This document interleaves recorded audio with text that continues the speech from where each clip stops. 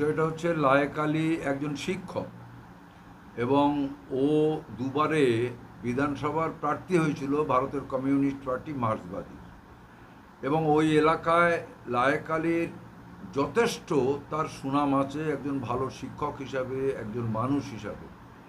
ওই দিন যেটা দেখা গেল, আমরাও সোশ্যাল মিডিয়ার মাধ্যমে দেখতে পেলাম যে পুলিশের সঙ্গে লায়েক আলীও, যে ওখানে এই 11 বছরের বাচ্চাটা, সেই বাচ্চা ধর্ষণ এবং খুনের যে মানুষের যে একটা উত্তেজনা, তারা এইটাকে নিয়ে তারা যখন ওখানে আন্দোলন করছে এবং নানানভাবে তারা বিক্ষোভ দেখাচ্ছে, সেই সময়ে তাদের মানে ঠেকাবার জন্যে লায়েক আলীকে আমরা দেখেছি, লায়েক আলী সেখানে দাঁড়িয়ে পুলিশের সঙ্গে হাত উঁচু করে সে থামাবার চেষ্টা করছে। স্বাভাবিকভাবেই এই ঘটনায় এক তো হিন্দু মুসলমান করে দিল, তারপরে হচ্ছে এই যে ওখানে যে আন্দোলন হচ্ছিল, সেই আন্দোলনে শুধু তো লায়েক আলী না, মুসলিম না, সেখানে হিন্দু মুসলমান, যে একটা বাচ্চা 11-12 বছরের বাচ্চা ধর্ষিত হলো, খুন হয়ে গেল। ফলত দেখা গেল যে এই যে আন্দোলন সবাই মিলে করছে, অথচ সেইটাকে একটা সাম্প্রদায়িক রং দেয়া হলো এবং এই লায়েক আলীকে ওখানে ট্রেন লাইন নাকি উপড়ে ফেলেছে, তারপরে সে নাকি পুলিশের গাড়িতে আগুন লাগিয়েছে, ভাঙচুর করেছে নানান ধারায়। কিন্তু আমরা সোশ্যাল মিডিয়ার মাধ্যমে দেখতে পাচ্ছি যে না, সেসব ঘটেনি। ওই সব মানে তার বিরুদ্ধে খুনেরও ষড়যন্ত্রের মামলা থেকে শুরু করে 27টা ধারায় তাকে গ্রেপ্তার করা হয়েছে এবং এটা একটা উদ্দেশ্য প্রণোদিত, রাজনৈতিক উদ্দেশ্য প্রণোদিতভাবে লায়েক আলীকে ধরা হয়েছে। দাদা, লায়েক আলী তিনি বললেন যে এই যে ঝগড়া ঝামেলা যখন হচ্ছিল তিনি নাকি তখন উপস্থিতই ছিলেন না, তাহলে তাকে কোন আধারে তাকে ধরা হচ্ছে? না, লায়েক আলীকে একটা বললাম তো, রাজনৈতিক উদ্দেশ্য নিয়ে ধরা হয়েছে। কারণ আমরা জানি যে বিজেপির সরকার এখানে প্রতিষ্ঠিত হয়েছে, কিন্তু আমরা সবাই জানি যে বিজেপি একটা রাজনৈতিক দল নয়, তাকে আরএসএস দ্বারা চালায়। আরএসএস যেভাবে চালাবে সেইভাবেই চলে, অর্থাৎ আরএসএসের তো তাদের যে সাম্প্রদায়িক যে এজেন্ডা, সেই এজেন্ডাকেই কার্যকরী করছে। ওখানে আরও লোক ছিল লায়েক আলী ছাড়া, কিন্তু বেছে বেছে, এবং পরবর্তীকালেও দেখা গেছে যে ওই গ্রামতে পুরুষ শূন্য হয়ে গেছে এবং ওই গ্রামে যাদেরকে ধরা হয়েছে সবই একটা সম্প্রদায়, মুসলিম সম্প্রদায়ের লোকজনকে ধরা হয়েছে। সেই জন্য আমি আবারও বলতে চাই, যেহেতু আরএসএসের প্রধান শত্রু হচ্ছে কমিউনিস্ট এবং মুসলমানরা, যার জন্য এরা বারে বারে বলছে না বিভিন্ন নেতারা বিজেপির যে কমিউনিস্টদের নিষিদ্ধ করা হোক, অর্থাৎ রাজনৈতিক উদ্দেশ্য প্রণোদিতভাবে লায়েক আলীকে অ্যারেস্ট করা হয়েছে।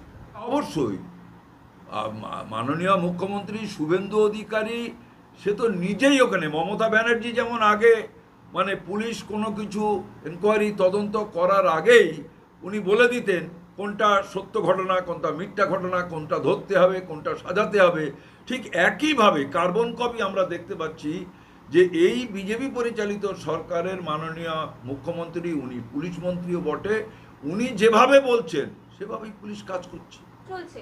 ষড়যন্ত্র প্রথমত হচ্ছে, আমি বলতে চাই যে বিভিন্ন যে রাজনৈতিক দল, তাদের প্রধান শত্রু হচ্ছে কমিউনিস্ট। ফলে সে আমাদের যুব সংগঠনের মীনাক্ষী, কলতান, আমাদেরই গণসংগঠন, যুব সংগঠনের, তারা পার্টিরও নেতৃত্বে আছে। স্বাভাবিকভাবেই এইভাবে আমরাই তো রাস্তায় আছি, হকার উচ্ছেদ হোক, বুলডোজার দিয়ে বাড়ি ভাঙা হোক, বিভিন্ন স্টেশনে যা কর্মকাণ্ড ঘটছে, আমরাই তো আছি। এবং আমরা এই গরিব খেটে খাওয়া মানুষ, শ্রমজীবী মানুষ, তাদের উপরে যে অত্যাচার ভাঙচুর, আমরাই রাস্তায় আছি। খুন ধর্ষণ থেকে শুরু করে যে কোনো ঘটনায় আমরাই তো রাস্তায় আছি, আমরাই তো প্রতিবাদ করছি। সুতরাং আমরা প্রতিবাদ করলে প্রতিটি ক্ষেত্রেই আমাদেরই কাউকে না কাউকে ধরবে। সে লায়েক আলী হতে পারে, সে কলতানা হতে পারে, সে মীনাক্ষী মুখার্জি হতে পারে। না, বিষয় হচ্ছে এই গুন্ডা দমন আইন দিয়ে এই যে অত্যাচার অনাচার যেভাবে হচ্ছে, বা মানুষের বিরুদ্ধে যে কোনো যদি তাদের বিরুদ্ধে কোনো আইন তারা আনে, স্বাভাবিকভাবেই মানুষ রাস্তায় নামবে। এই অ্যারেস্ট করে প্রতিবাদীদের প্রতিবাদ থামানো যাবে না, এ করা যায় না। আর গুন্ডা দমন আইন আনার দরকারটা কি?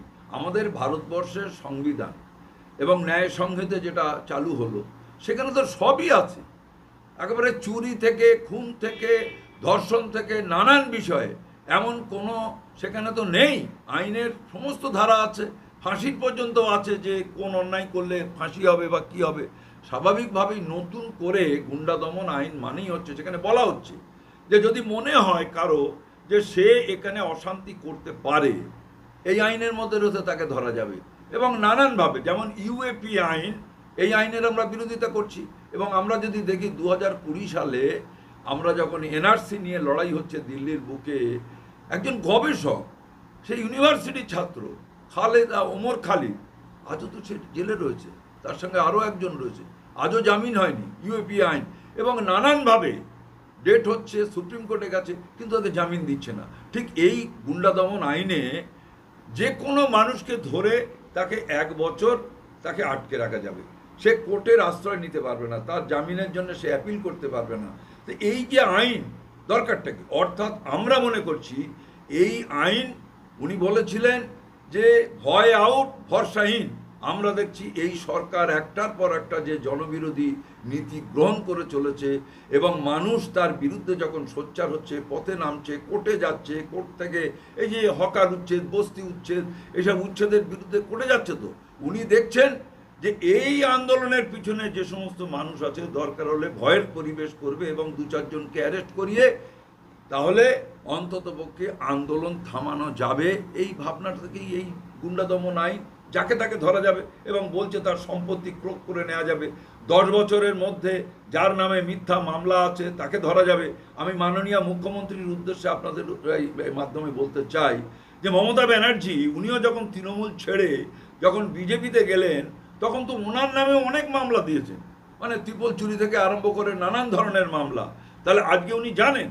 তাহলে এই যে আজকে গুন্ডা দমন আইনের নামে আমরা মনে করছি যে আমরা যারা কমিউনিস্ট পার্টি করি এবং গোটা পশ্চিমবাংলা সহ ভারতবর্ষের যে সরকার, একই সরকার, ডবল ইঞ্জিনের সরকার, তারা যে একটার পর একটা জনবিরোধী নীতি নেবে, গ্রহণ করবে।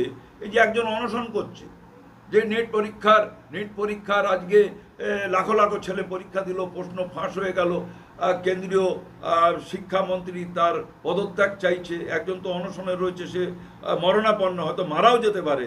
তাহলে এই যে একটার পর একটা জনবিরোধী আইন কেন্দ্রের, তার বিরুদ্ধে লড়াই, এই রাজ্য সরকার এসছে মাত্র 2-2.5 মাস, 2 মাস মতো হলো। তাহলে এই সরকারও আসার সঙ্গে সঙ্গে যে ধরনের পদক্ষেপ নিচ্ছে, আর এই তো ওই বারুইপুরের ঘটনাটা তো একটা না, এই 2 মাসের মধ্যে অন্তত 8টা-9টা এইভাবে ধর্ষণ এবং ধর্ষণ করে খুনের ঘটনা ঘটেছে। স্বাভাবিকভাবেই মানুষ পথে নামবে। অত্যাচার তো শেষ কথা বলে না, মানুষ শেষ কথা বলবে।